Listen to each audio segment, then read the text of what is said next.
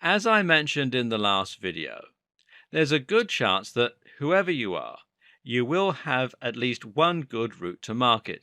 Often it's just a matter of thinking hard enough.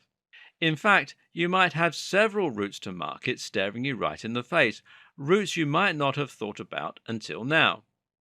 For example, it might be your friends. Now, let's say you're marketing to the gardening niche and that you know someone who runs a magazine on gardening with a readership of 5,000.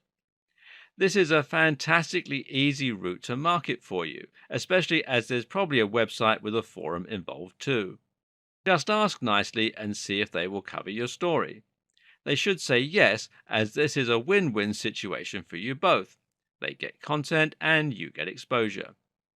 Another example might be your old college paper.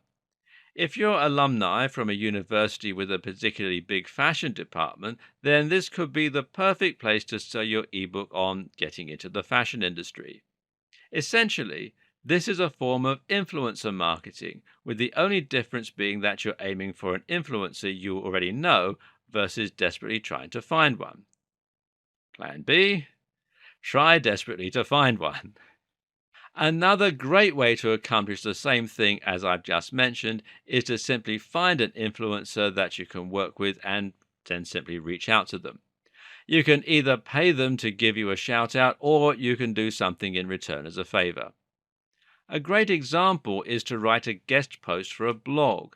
This is a strategy commonly used to build links to a website, but it can actually be just as effective when it's used as a way to get direct sales.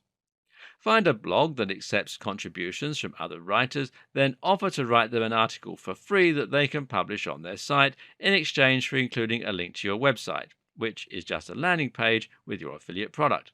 If you can get on a blog with hundreds of thousands of people reading, then you can potentially get your link seen by thousands overnight, which could be enough to fix you up for life. Yes, sometimes it really does come down to that one link and that one key site. So, how do you reach these big influencers who are leading your niche? There are two strategies that actually work. The first one is to interact with them in person. Go to networking events or even hire their services. Either way, create an actual relationship in person.